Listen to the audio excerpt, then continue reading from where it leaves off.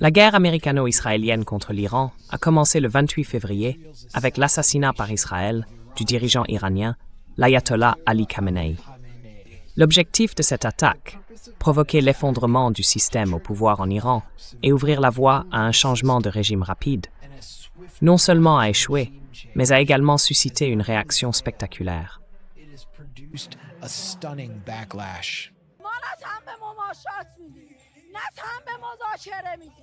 Merci.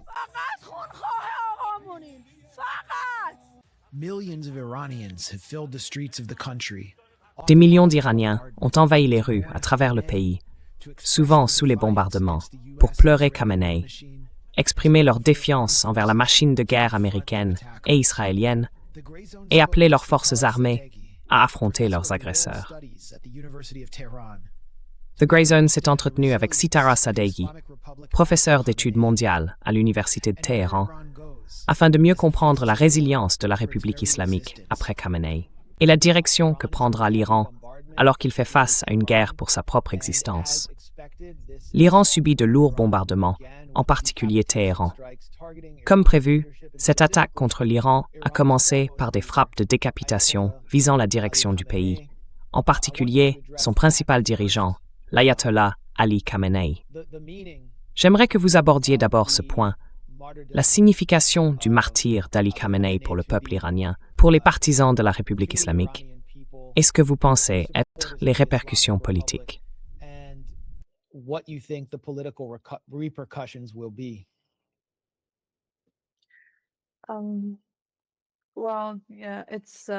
Eh bien, il est à la fois difficile et très important de parler de l'assassinat et du martyre de l'imam Saïd Ali Khamenei, qui avait été le dirigeant de la révolution islamique et de la République islamique pendant plusieurs décennies après le décès du légendaire imam Khomeini, fondateur de la République islamique. Les deux figures étaient très charismatiques. Je suis sûre que vous, et probablement une grande partie de votre public, savez que les funérailles de l'imam Khomeini à Téhéran dans les années 1980, puis celles du général Qassem Soleimani, ont été enregistrées comme les plus grandes funérailles de l'histoire moderne. On peut imaginer que lorsqu'il y aura effectivement des funérailles pour l'imam Khamenei en Iran, elles seront d'une ampleur immense, car il est sans aucun doute le dirigeant politique et spirituel le plus populaire du pays. Ce fut une grande perte, et c'est avec choc, colère et chagrin que les gens ont accueilli la nouvelle de sa disparition.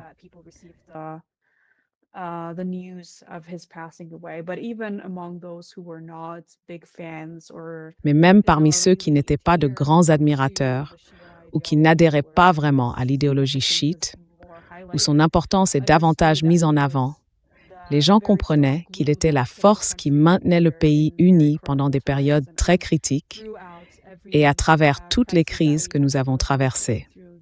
Malgré les sanctions, la guerre, les attentats terroristes, les assassinats, les conflits internes, et ainsi de suite. C'est lui qui a permis au pays de rester uni et aux gens de se rassembler derrière un drapeau et de garder leur force.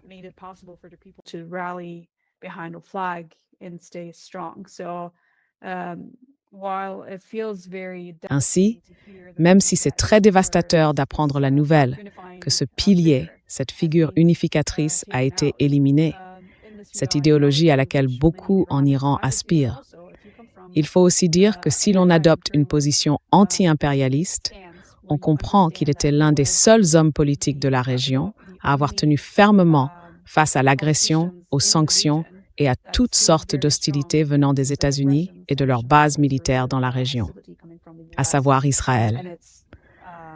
Pour beaucoup d'entre nous, nous tirons une certaine fierté du martyr, car aucun de nous ne peut empêcher la mort, et c'est ainsi qu'il le formulait toujours. Comme tout être humain finira par mourir, quelle mort est plus noble que de mourir en se battant, en travaillant courageusement, sans fuir? Pas comme ce que disaient tous les médias occidentaux et le camp anti-iranien, qu'il se cachait au 44e sous-sol, ou dans un bunker, ou qu'il avait fui en Russie, ou allait fuir au Venezuela. Pendant le mouvement Femmes, Vie, Liberté, Vous savez, toutes ces rumeurs circulaient selon lesquelles il allait s'enfuir quelque part pour sauver sa vie. Mais il est resté, même s'il savait qu'il risquait d'être assassiné. Et il a été martyrisé aux côtés de son épouse, de ses enfants, de ses petits-enfants. Mais il savait très bien comment établir un plan pour le pays après que cela se produirait.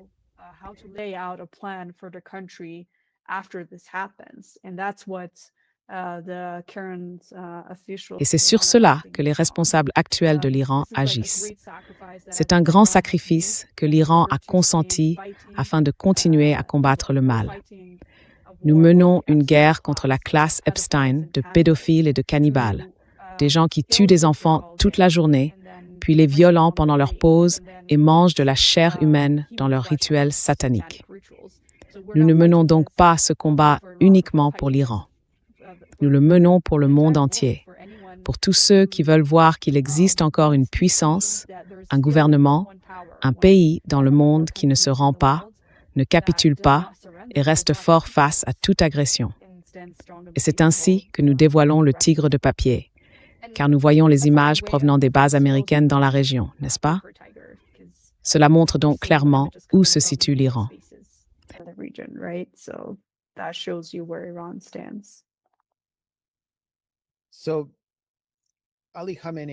Alors, Ali Khamenei avait 87 ans.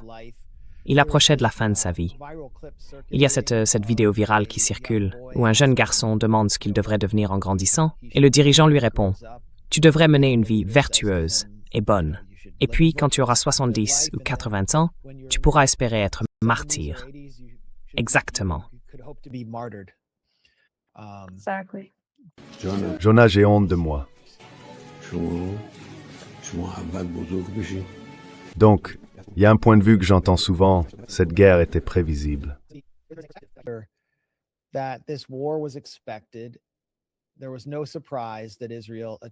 Il n'y a eu aucune surprise qu'Israël ait attaqué au moment où il l'a fait, et qu'il ait simplement choisi de rester dans son bureau et d'accepter son destin, sachant que son martyre électriserait les masses chiites, comme on l'a vu se propager jusqu'en Inde. Que penses-tu de ce point de vue?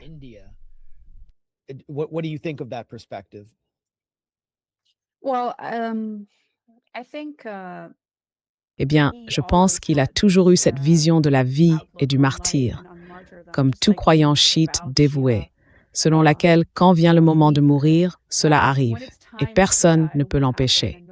Et si ce n'est pas le moment, cela n'arrivera pas, peu importe les efforts déployés. Il a survécu à une tentative d'assassinat et à un attentat dans les années 1980 qui ont coûté la vie à de nombreux responsables iraniens, perpétrés par le tristement célèbre groupe terroriste MEK. Il a survécu à cela et c'est ainsi que son bras droit a été handicapé à la suite de l'attaque. Donc je pense que ce n'était pas la première fois qu'il savait qu'une tentative contre sa vie était en cours.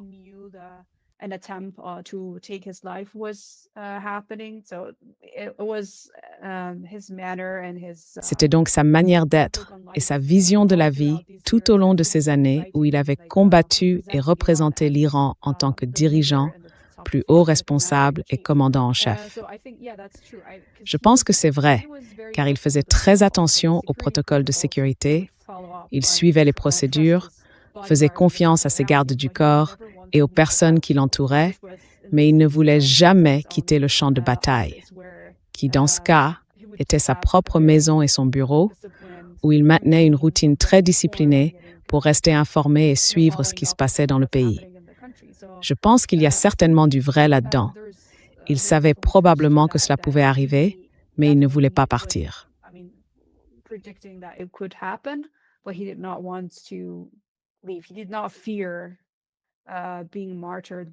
Il ne craignait pas d'être martyrisé par les forces les plus maléfiques du monde. C'était quelque chose dont il tirait fierté. Il était convaincu que lorsque l'on se trouve du bon côté de l'histoire, du bon côté de l'humanité, et que l'on défend ce qui est juste, c'est cela qui compte. On pouvait aussi le voir dans l'attitude de Sayed Hassan Nasrallah ou de Yahya Sinwar. Cette détermination à se battre, à devenir martyr ou à remporter la victoire.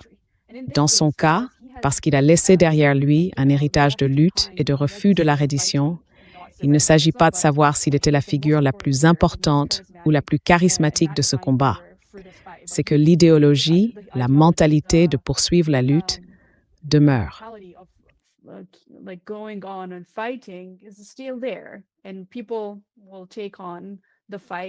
Et les gens reprendront le combat et continueront à se battre. Comme il l'a dit, c'est exactement ce qui rassemblera les Iraniens, mais pas seulement les Iraniens, aussi l'ensemble de la communauté musulmane de la région. On voit des gens descendre dans les rues pour soutenir l'Iran et exprimer leur opposition à l'assassinat de l'imam Khamenei, en Irak, à Bahreïn, au Koweït, au Pakistan, en Inde, dans les territoires occupés et au Cachemire. Au Liban aussi, cela se produit dans toute la région. Et je suis sûre qu'il savait que c'est ce qui arrivait à son martyr.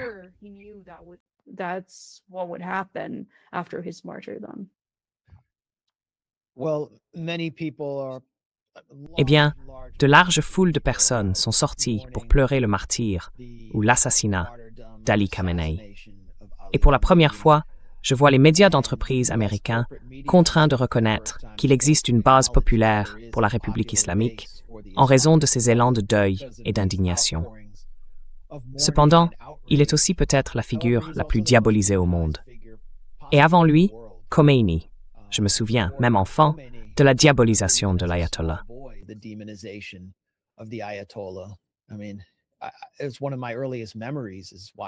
Je veux dire, l'un de mes premiers souvenirs, c'est de le voir à la télévision, présenté comme, vous savez, le plus grand malfaiteur du monde. Tous deux sont dépeints en Occident comme des figures extrêmement répressives et austères, sans aucune tolérance. Et pourtant, j'ai constaté en Iran une profonde révérence à leur égard, en parlant avec des gens ordinaires, y compris de jeunes femmes comme vous, qui ont beaucoup accompli dans la société iranienne. Qu'est-ce qu'il y a dans l'Iran, dans l'idéologie qu'il prêchait, dans ses enseignements, ses livres et sa vie, qui a inspiré tant de partisans de la République islamique et d'Iraniens ordinaires?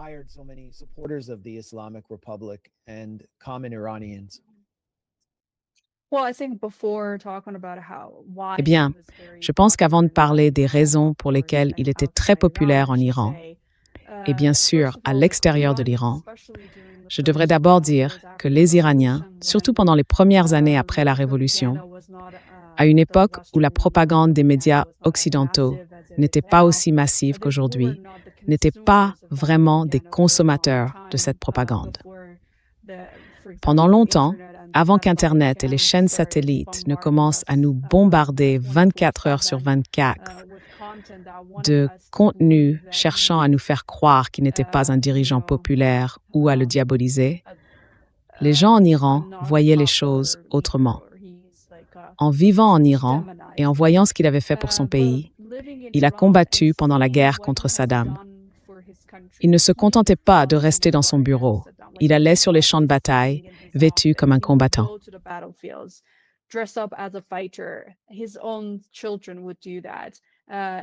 Ses propres enfants feraient cela. Il existe des images d'Iran montrant sa maison, qui a été visée par des frappes aériennes américaines et israéliennes. Il menait une vie très humble, sans luxe, sans maison somptueuse. Il n'avait même pas beaucoup de tapis, pourtant très courant dans les foyers persans, car il voulait vivre comme les plus pauvres du pays. Cela suscite le respect envers lui en tant que dirigeant. Il vivait aussi selon des principes moraux que tout être humain pourrait admirer. Il était un lecteur passionné depuis son plus jeune âge. Il avait lu de nombreux livres et encourageait les gens à lire. Il avait même lu toutes sortes de romans européens et américains.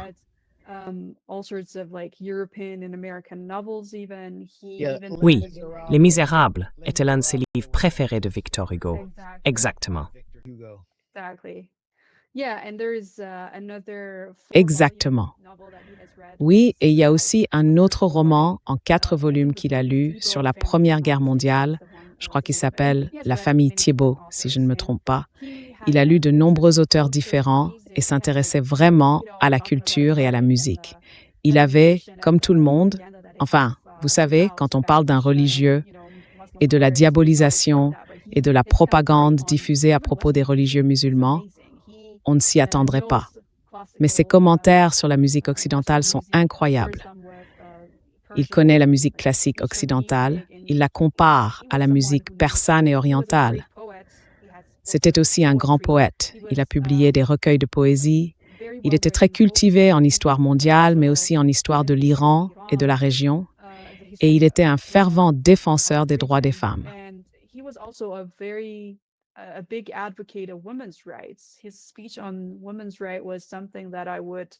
Son discours sur les droits des femmes était quelque chose que j'évoquais toujours lorsque je débattais avec des personnes se réclamant d'un point de vue religieux, mais cherchant à empêcher les femmes d'accéder à certaines positions.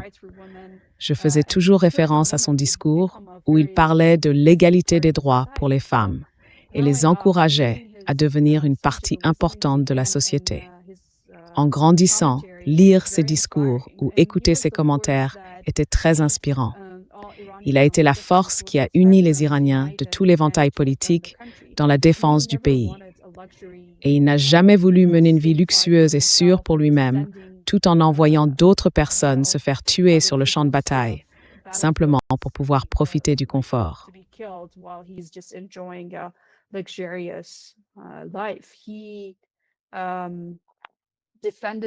Il a défendu l'Iran et s'est tenu aux côtés de l'Iran, le protégeant de toutes ses forces. Et comme nous l'avons vu, même des membres de sa famille ont été tués lors des attaques du régime sioniste contre l'Iran. Je pense qu'aujourd'hui, avec les médias alternatifs et les réseaux sociaux, les gens entendent l'autre version de l'histoire. Il n'est plus aussi facile de le diaboliser, ni lui, ni l'imam Khomeini, car il existe de nombreuses preuves montrant ce qu'il défendait. Quand on voit que c'est le régime sioniste, les mêmes personnes impliquées dans la corruption et l'exploitation, qui l'attaquent alors que lui résiste et riposte, il devient assez clair de savoir qui est du bon côté et qui ne l'est pas.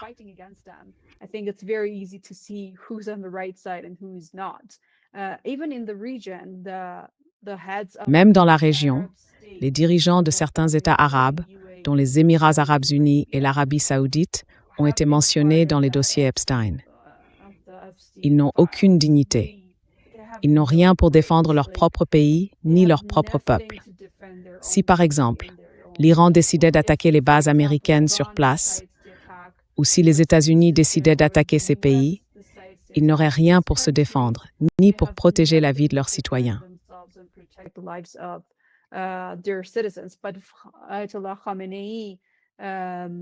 Mais l'ayatollah Khamenei a formé une armée très puissante qui a défendu les Iraniens, la vie des Iraniens.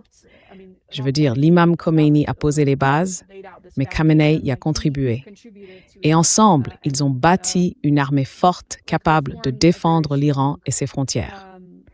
Souvenez-vous, pendant l'invasion de l'Iran par Saddam d'ailleurs était soutenu et armé par les États-Unis et de nombreux pays européens, nous sortions tout juste d'une révolution. Nous avions un Premier ministre traître et il y avait de nombreux attentats terroristes qui ont coûté la vie à nos responsables politiques. Et pourtant, nous n'avons pas perdu un seul pouce de notre territoire ni de notre souveraineté. Cela était dû à l'idéologie que nous avions, parce que nous avons refusé de capituler ou de nous soumettre à une puissance étrangère. C'est exactement ce qu'il a instauré dans le pays.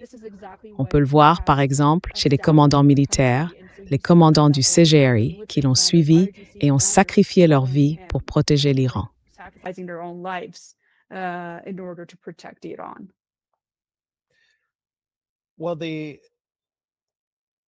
Eh bien, l'histoire anti-impérialiste d'Ali Khamenei est enfouie sous cette diabolisation. C'est une histoire que Nelson Mandela connaît très bien, et c'est probablement la raison pour laquelle Mandela était encore considéré comme un terroriste aux États-Unis jusqu'en 1991, je crois. Évidemment, les Palestiniens comprennent aussi cette histoire. Mais c'est un type d'éducation politique auquel nous ne sommes pas exposés en Occident, aux États-Unis. Le cadre ou la grille de lecture, pour comprendre l'ayatollah ou la direction cléricale de l'Iran, se réduit à l'obligation faite aux femmes de porter le hijab obligatoire. Et ensuite, on voit ces mêmes vulgaires et ces productions d'IA sur Twitter, montrant des femmes en bikini en train de célébrer, ou même des femmes animées battant l'ayatollah en bikini. une sorte de geste performatif à la manière d'OnlyFans, pour célébrer sa mort comme une forme de libération des femmes, une libération par l'assassinat orchestré par Israël.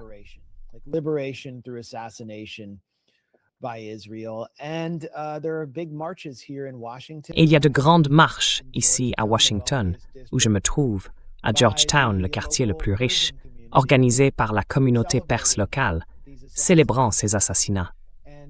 Et vous savez, c'est quelque chose qu'on ne voit pas du côté des mouvements pacifistes, des célébrations de la mort. Cela semble simplement être une culture étrange pour beaucoup d'observateurs extérieurs. Quelle est votre réaction face à la célébration, par tant de personnes originaires d'Iran, de cette vague d'assassinats, et en particulier de celle du défunt dirigeant?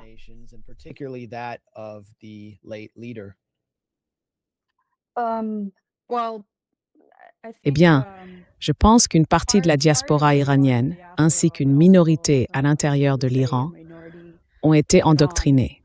Je veux dire, la campagne anti-iranienne et la diabolisation du gouvernement iranien ne sont pas une plaisanterie. C'est comme un bombardement de propagande 24 heures sur 24, 7 jours sur 7, qui veut te faire croire que tu vis dans le pire pays possible. Tu n'as pas de liberté, tu n'as rien, alors qu'en réalité, tu profites de l'un des meilleurs systèmes de santé et de l'éducation gratuite. Et je veux dire, tu es déjà allé en Iran. Beaucoup de gens ont vu que nous vivons sous sanctions depuis des décennies, et pourtant, nous sommes un pays qui s'en sort. Nous sommes très autosuffisants et autonomes, et nous produisons notre nourriture, nous faisons beaucoup de choses par nous-mêmes.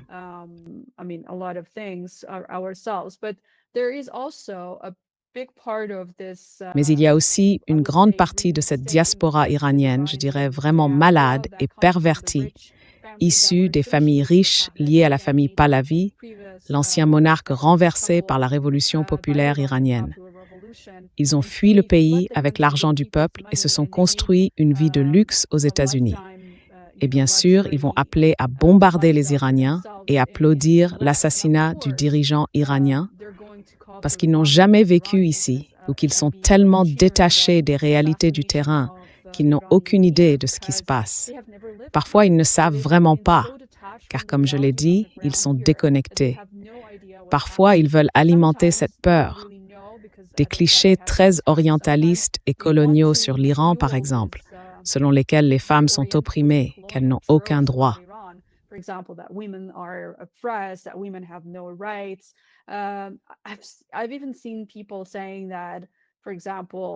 J'ai même vu des gens affirmer, par exemple, vous savez, le cliché orientaliste qui est totalement faux, des 72 vierges après le martyre, ou encore que les filles n'auraient pas le droit d'aller à l'école. Alors qu'en réalité, en Iran, plus de 70% des étudiants à l'université sont des femmes, et les femmes occupent une part importante de la société à différents postes. Ou encore, par exemple, que la majorité des femmes avant la Révolution, durant l'ère Pahlavi, étaient analphabètes, comme la majorité de la population. Mais c'était plus marqué chez les femmes. Et si l'on compare même la situation de l'Iran pendant la période Pahlavi, avant la révolution islamique de 1969, à celle des pays voisins comme l'Irak, le Qatar ou Bahreïn, notre espérance de vie était inférieure à la leur.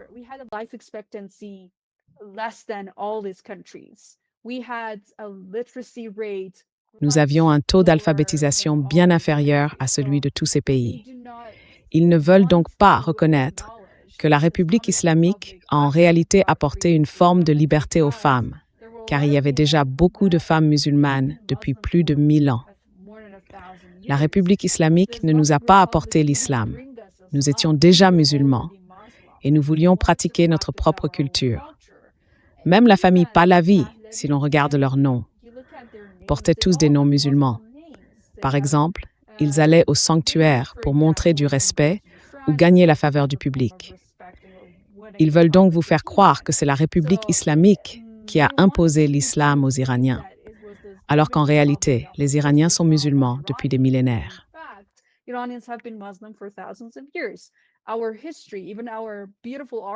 Notre histoire, même notre belle architecture, par exemple si vous allez à Ispahan, c'est une architecture islamique qui a été établie à l'époque safavide il y a plus de 400 ans. Nous sommes fiers de notre héritage islamique, mais aussi de notre héritage iranien. L'Iran a su combiner la culture iranienne traditionnelle avec la culture islamique de manière harmonieuse, et nous avons voulu être à la hauteur de ces valeurs. Nous ne voulions pas être occidentalisés ni modernisés de la manière dont Reza Pahlavi, le premier dictateur Pahlavi, a tenté de nous l'imposer, en arrachant les hijabs et les tchadors des femmes dans les rues et en les forçant à rester chez elles.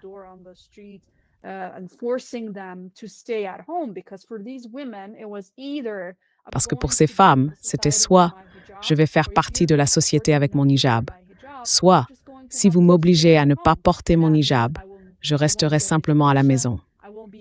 Et cela signifiait que je n'aurais pas d'éducation, que je ne pourrais pas faire partie de la société. Elles ont résisté à cela. Pour beaucoup d'entre nous, il s'agissait donc de se libérer du pouvoir impérialiste, d'être affranchis de ce qui nous était imposé comme une culture soi-disant modernisée.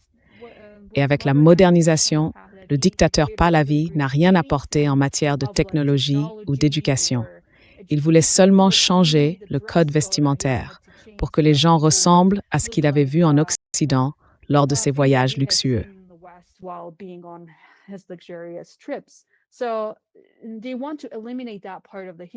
Ils veulent donc éliminer cette partie de l'histoire de l'Iran et la présenter comme si la République islamique avait voulu imposer l'islam aux Iraniens, alors qu'en réalité, la majorité était déjà musulmane.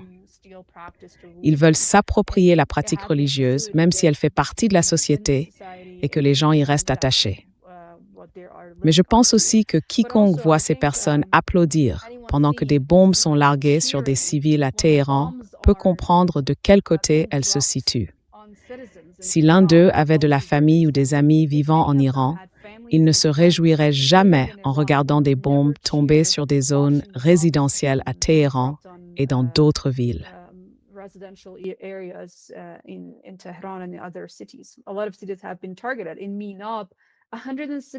De nombreuses villes ont été prises pour cible.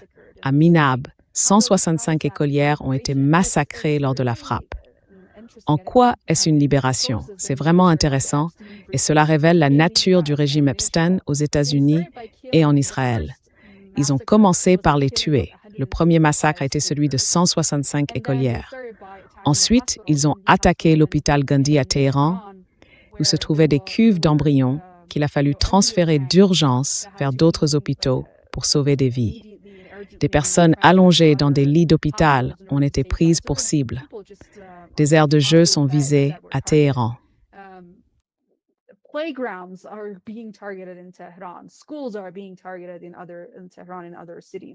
Les écoles sont prises pour cible à Téhéran et dans d'autres villes.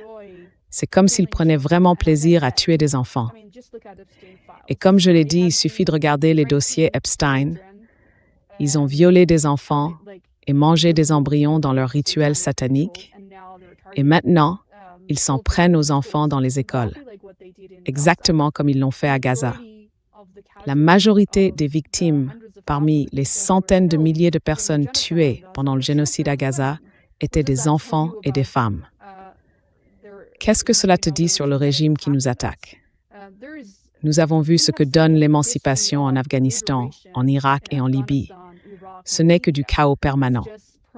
Et ils pensaient qu'à cause des émeutes et des manifestations que nous avons eues en janvier, s'ils commençaient à bombarder Téhéran, les gens descendraient dans la rue en criant « Oui, bombarde-nous et donne-nous la liberté », alors qu'en réalité, cela ne s'est pas produit.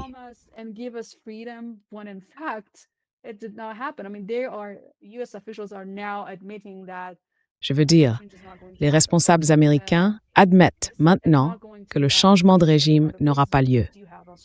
Ce ne sera pas aussi facile qu'ailleurs, car nous avons une armée puissante. Et l'ayatollah Khamenei occupe une position très forte et populaire dans la société. Donc ce sera une tâche très difficile pour eux, même s'ils utilisent leurs bombardiers B-2 ou, je ne sais pas, toutes sortes de massacres qu'ils ont commis. C'est différent, car en Palestine et à Gaza, ils veulent que les peuples du monde voient les Palestiniens et les habitants de Gaza comme des victimes tuées et massacrées par l'armée israélienne, présentées comme invincibles.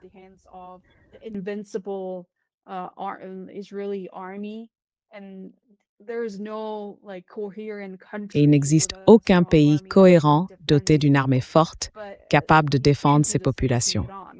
Mais on ne peut pas faire la même chose avec l'Iran. Nous sommes un pays de plus de 90 millions d'habitants, d'une taille probablement 70 fois supérieure à celle des territoires occupés en Palestine. Ce sera donc une tâche très difficile. Et nous ne nous présentons pas comme des victimes, nous nous présentons comme des combattants. Nous sommes fiers de lutter contre les pédophiles et les criminels de guerre. Je veux dire, les États-Unis, avec Trump à la tête du régime américain, le pédophile cannibale, et Netanyahou à la tête du régime sioniste, ont tous deux des affaires de génocide en cours devant la Cour pénale internationale. Ce sont donc ces gens-là que nous affrontons.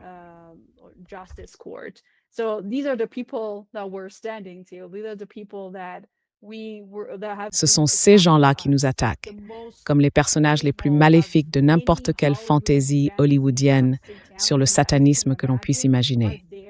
Ce sont eux qui nous attaquent. Donc je pense qu'il est très clair pour le monde entier de quel côté nous sommes.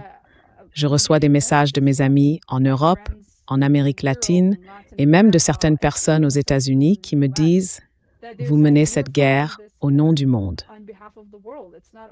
Ce n'est pas seulement pour vous, et nous sommes avec vous. » Je veux dire, leurs gouvernements sont peut-être compromis, mais les peuples comprennent ce qui se passe. Et c'est une guerre qui va tout changer. À terme, elle changera probablement l'ordre mondial, et au moins toute la région, ainsi que la manière dont tout le reste sera organisé à l'avenir.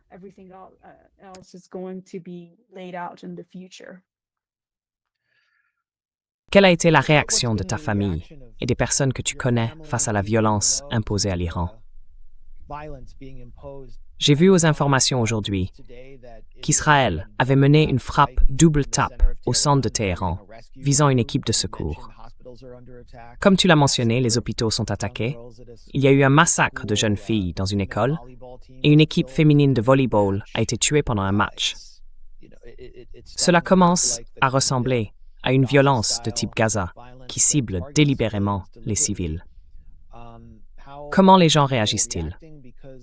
Parce qu'il y a eu cette période pendant la guerre de 12 jours où l'on a observé un effet de ralliement autour du drapeau. De nombreux Iraniens qui n'avaient pas de formation politique révolutionnaire et appartenaient plutôt à la classe moyenne ont vu pour la première fois la violence de la coalition israélo-américaine visant leurs voisins, les tuant dans leurs appartements.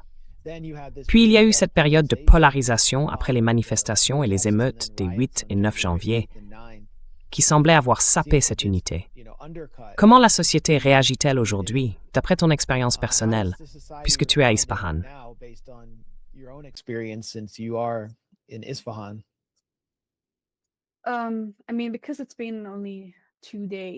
Je veux dire, comme ça ne fait que 2 jours, même si tout s'est passé très vite, je pense que les gens essaient encore de comprendre ce qui se passe. Mais j'ai entendu beaucoup de mes amis et des membres de ma famille qui étaient de grands admirateurs de l'ayatollah Khamenei. Ils sont dévastés. Ils disent que c'est comme perdre leur propre père, voire pire. J'ai perdu mon père et je ressens une douleur tout aussi profonde. Mais ils gardent aussi beaucoup d'espoir que quelque chose de positif finira par en sortir, même si nous sommes tous inquiets de ce qui va se passer dans les semaines à venir.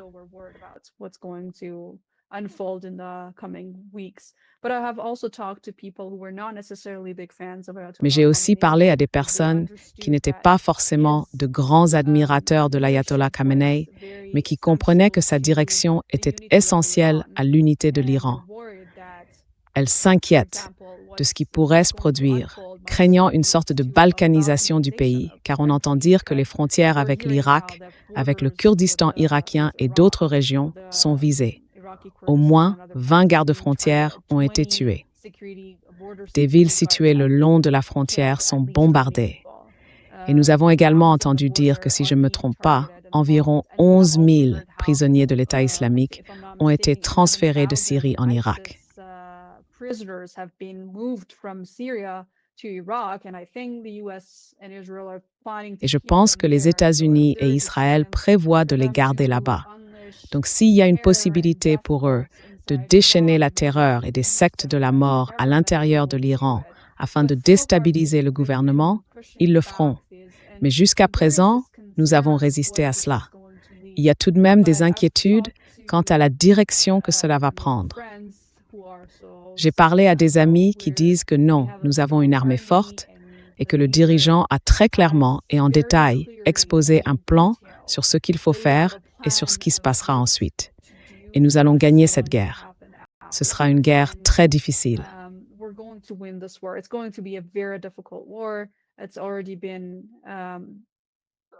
C'est déjà en cours. Je veux dire, nous assistons à des attaques dévastatrices contre des zones résidentielles à Téhéran et dans d'autres villes. Et elles sont vraiment, vraiment horribles. Mais nous gardons l'espoir d'en sortir. Nous allons défendre notre pays et nous avons l'impression que toutes nos lignes rouges ont déjà été franchies. C'est donc une guerre existentielle que nous menons. Nous allons nous battre jusqu'à notre dernier souffle. C'est ce que ressentent beaucoup de personnes à qui j'ai parlé. Qu'avons-nous encore à perdre? C'est l'Iran. Nous voulons nous battre jusqu'à notre dernier souffle pour défendre notre pays et sa souveraineté. Ce n'est pas une question d'une seule personne.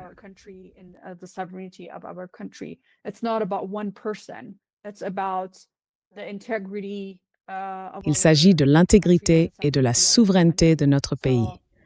Nous devrons attendre et voir ce qui se passera exactement dans les prochains jours.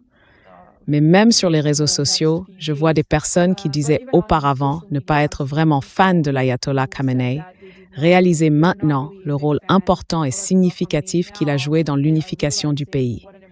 Désormais, elles veulent rejoindre le camp, être de ce côté. Et si vous assistez aux immenses rassemblements qui ont lieu à Téhéran et à Ispahan, vous verrez des gens de tous horizons, des femmes sans hijab ou avec un hijab très lâche, et des femmes très conservatrices aussi.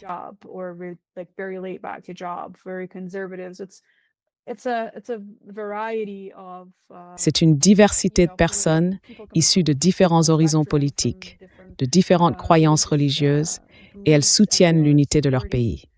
Car en ce moment, tout tourne autour de l'intégrité de notre nation. Nos infrastructures sont visées, notre population est visée. Et nous savons que l'ennemi qui nous attaque a massacré des centaines de milliers de personnes à Gaza. La communauté internationale ne fera rien. Donc nous ne pouvons compter que sur nous-mêmes et sur Dieu pour mener ce combat. Mais nous mènerons ce combat.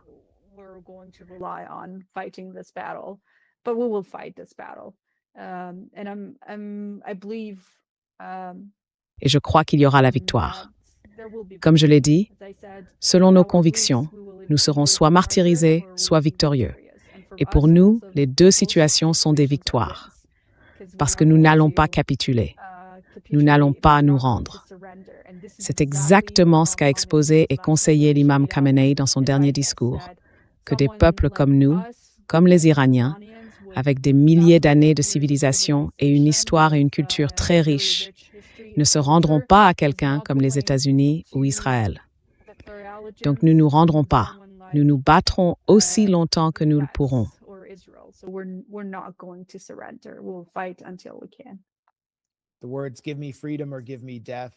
Les mots « Donnez-moi la liberté » ou « Donnez-moi la mort » ont été prononcés par Patrick Henry en 1775, pendant la Révolution américaine. Et on dirait que vous exprimez quelque chose de similaire, alors que l'Iran mène ce qui semble être une guerre existentielle pour préserver son indépendance face à l'Empire occidental et à l'hégémonie israélienne.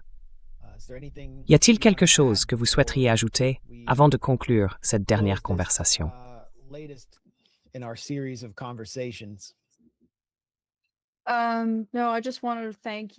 Non, je veux simplement te remercier pour cette conversation.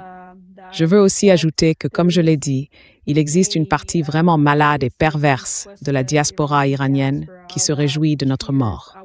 Ce n'est pas seulement la mort de notre dirigeant, ce sont les morts de centaines d'écoliers iraniens et de personnes innocentes. Mais ils ne nous représentent pas. Ils ne sont pas notre voix. Aucun Iranien aucun être humain sain d'esprit ne se réjouirait du bombardement de son propre pays. Aucune intervention étrangère dans l'histoire n'a jamais sauvé une nation, et nous ne ferons pas exception.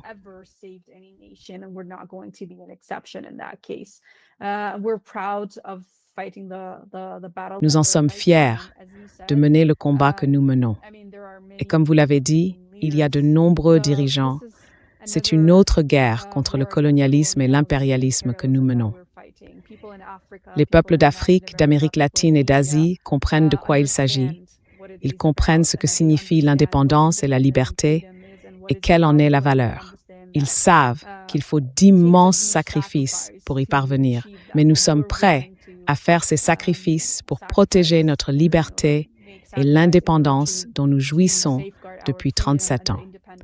Nous voulons nous assurer que nous pourrons célébrer notre fête de l'indépendance pendant encore de nombreuses années.